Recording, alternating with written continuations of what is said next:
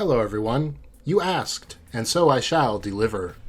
A while ago, I did a tier list that was essentially how well the Danganronpa characters would do in Homestuck, and I guess Spur more accurately. Uh, and someone said, you should do the opposite. You should do how well you think Homestuck characters would do in Danganronpa. And yeah, that's what we're doing. So, funnily enough, I think we have a perfect set here, right? So Danganronpa has 16 characters, and I believe, as long as we include the beta humans, we have a perfect round of 16 characters. Which is, that's pretty sweet. So we're just going to do that. I don't feel like I know the alpha people well enough to include them anyway, so this kind of works out. So let's just say, for sure, our main character is John, right? It would seem like that should be obvious. So I'll put him up in the survivor tier.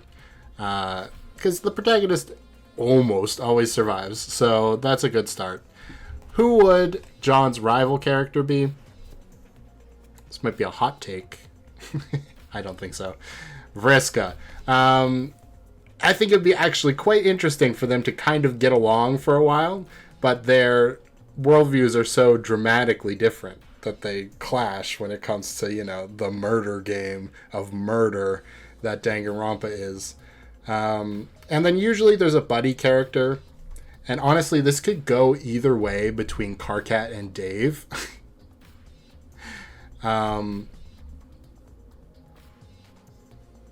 But I think logically, when it comes to actually being helpful during an investigation, I think Dave is probably better. So we'll go here.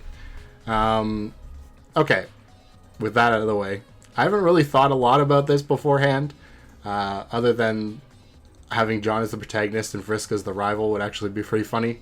I did think about the first case though, and each of Danganronpa's cases, if you're coming from Homestuck and don't know that much about it, has a trope, quote-unquote, associated with it, which is basically well, it's actually kind of self-explanatory, so let me just explain the first one. In case 1, someone important dies unexpectedly.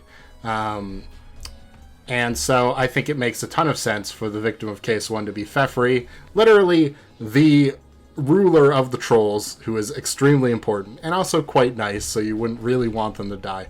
And Eridan, I know I'm a little biased, but you gotta be honest, he gives first killer energy from Danganronpa. He's easily agitated, and if given the chance, as we saw in Homestuck, he is very willing to abandon everyone else for his own sake. And, Fefri potentially getting together with Solix or really doing anything would probably be enough for him to be like, well, that's my ticket out of here. She trusts me enough to, come and see me, and then I can kill her, and then after that, well, I don't know. We'll figure it out. And then that's why he gets caught. So yeah, that's pretty obvious. The next one, I feel like people are going to be a little mad about this, but it's only fair. Case 2's trope generally has the group's heart, or, the one who's doting or everybody likes, be killed. And generally the person that kills them is being manipulated by some sort of motive. So it's somebody who the mastermind has something on.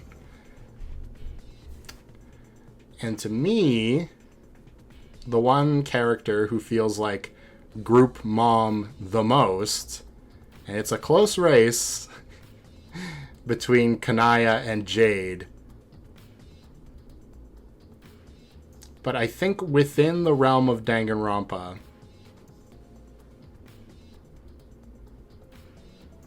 Kanaya makes more sense. And the reason for that is because she can motivate Rose, which is something that often this does as well. In the second game, a character gets motivated by this character's death, like the Chapter 2 victim's death. In the first game, it happens. I don't know if it happens in the third game. Does it? I guess everybody gets a slight motivation boost, maybe. But the first and second game definitely have that. So it has to be somebody who has a strong relationship with another character.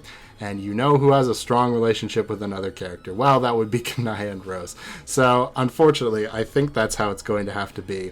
Now, for the person that could have some dirt on them that would cause them to kill, to avoid it being revealed, well, there is one pick, and it's not one I'm happy about.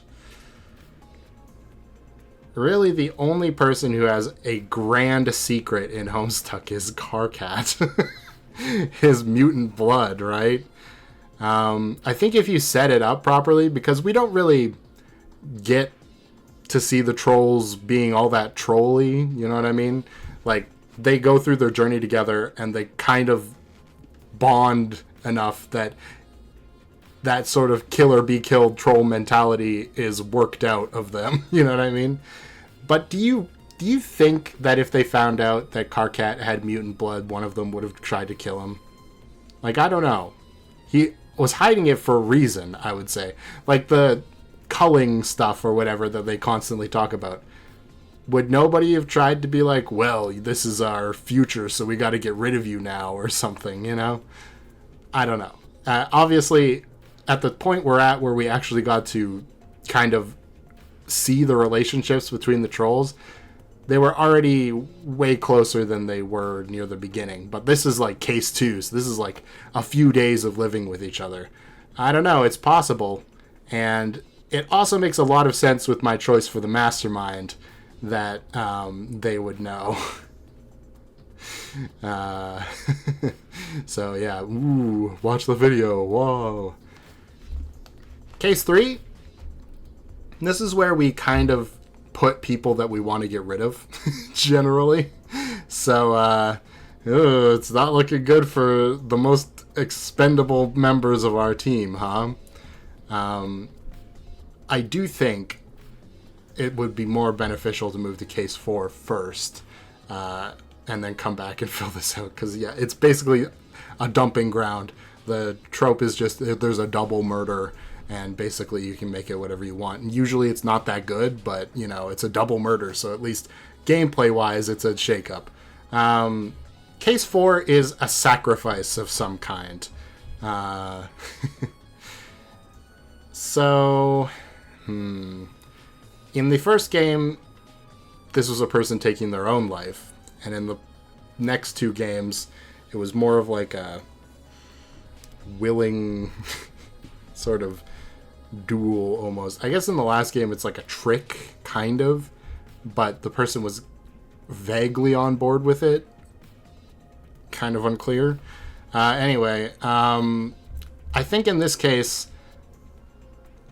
the logical choice is Aradia, right? And if it's going to be a duel, I think a very fun duel would be Aradia and Rose. Especially because she's motivated to try to end all of this when Kanaya dies. I think it makes a lot of sense that these two would scheme a way to end the game by doing this. But actually, now that I'm thinking about that, that might be better for case 5, which is an impossible to solve murder. So these two are scheming together to create a murder that's impossible to solve so that the game will end and everybody else can survive. Including potentially the victor of the duel, if they actually correctly are able to pull it off so that the case is impossible to solve. Yeah, that makes sense to me. But that does leave us with case 4. The sacrifice.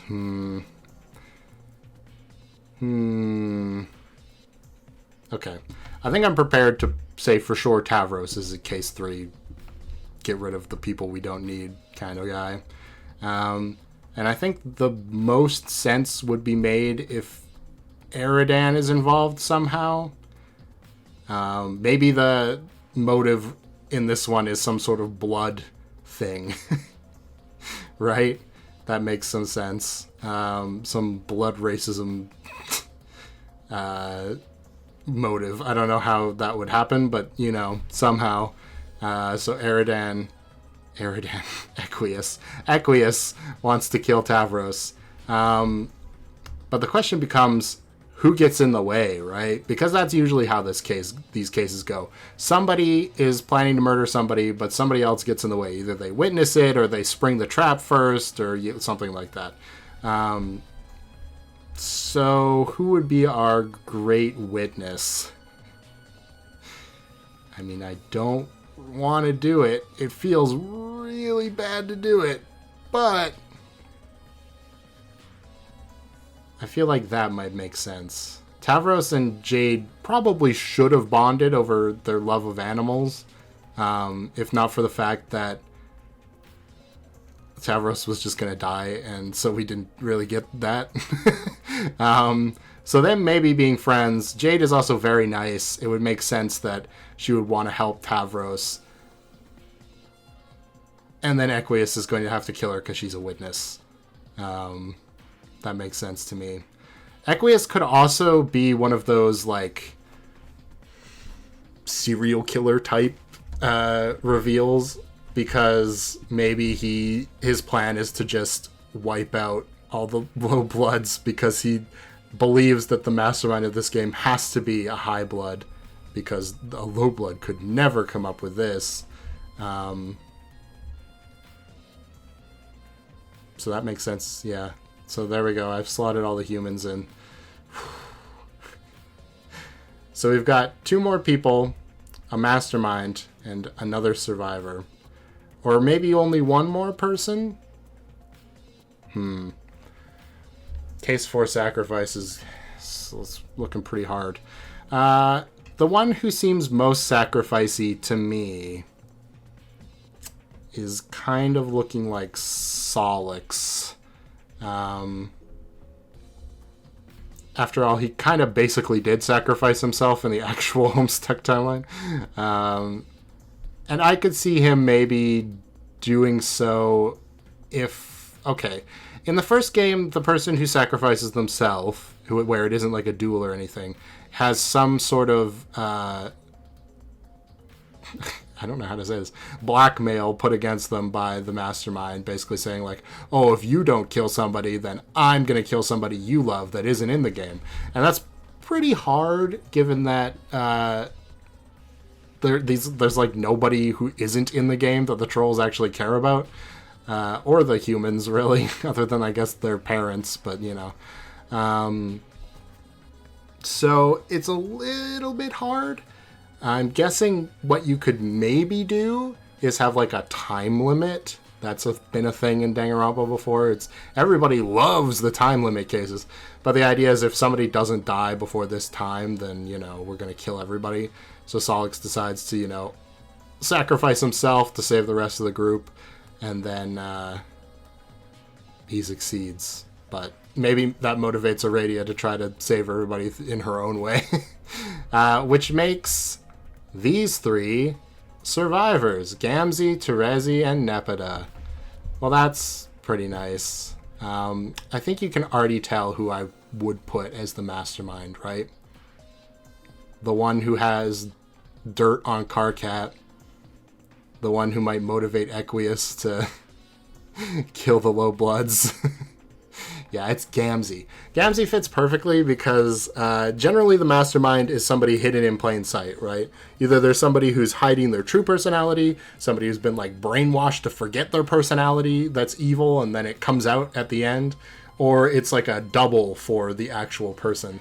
So Gamzee fits that perfectly. He's basically sedated himself, and then slowly over time his mastermindy traits start to be revealed as the acid pies wear off, until eventually he's full-on mass murderer Gamzee at the end. Yeah, which leaves a pretty fun-ish group for the end. It still feels bad because I like some of these characters too much, where I'm like, I don't think they should die. But, in a game where you can only have like 5 survivors, it's just going to happen. interesting that Nepeta made it, basically because she doesn't have any super defining character traits. The only place she could have maybe gone is case 2, where we have the heart of the group dying, because I don't think anybody hates Nepeta. But at the same time, Kanaya fits way more, and if it wasn't going to be Kanaya, it was probably going to be Jade. So she's like 2 steps down on the ladder.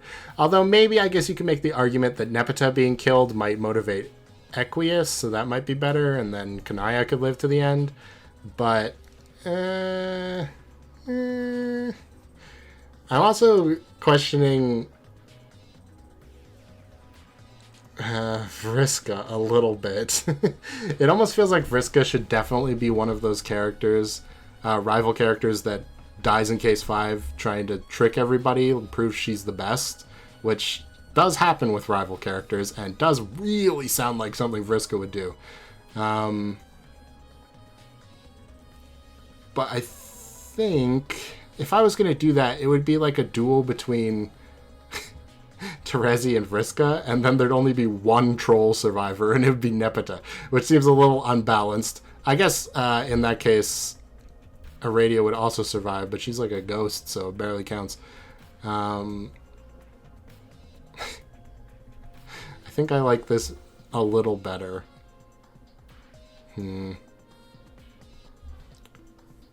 Yeah, I think I'm going to stick with this. I mean, a lot of these choices seem pretty obvious, like, oh, these are the characters everybody likes, plus Nepeta. A lot of people like her, but she's kind of, not the most important character. But Danganronpa is kind of like that sometimes, too. Where, like, any character with a defining trait ends up at the end, even if it's like, oh, well, yeah, okay, I guess. I really don't know who I'd switch to any place. Yeah, I don't know. The only one I can think of is switching Kanaya and Nepeta. So maybe I'll do that, and then we can have like, oh, it'll be even more heartbreaking. Oh, that does kind of work, because it's like kind of heartbreaking that Karkat's gonna kill her, given that she has a crush on him, and it's kind of heartbreaking that Kanaya has to watch Rose sacrifice herself for the group or whatever. That's good. And it doesn't really break up these where it's like, oh, guy and troll girl they were talking to. But, what are you going to do? Surprisingly, the characters that talk the most are the ones I think have the best chance of being survivors. So, yeah, that's, I think, my choices, I think. Nepeta is a flex slot. You could fit Kanaya in there pretty well, if not better. Yeah, I don't know. It just kind of works because of everything around her that's going on. Yeah, I think that's it. I feel bad about Karkat too. Man, turns out I like these characters. Who would have thought? Anyway, thanks for watching. If you did enjoy, leave a like, subscribe. There's more Homestuck on the way, and especially if you become a member, because you get to see next week's episodes early. Hey, wink? I can't wink, sorry, my avatar can't wink. I can blink, though. Blink? Okay, I was a little bit off. Okay, thanks for watching. Leave a comment about where you would put everybody. Okay, bye!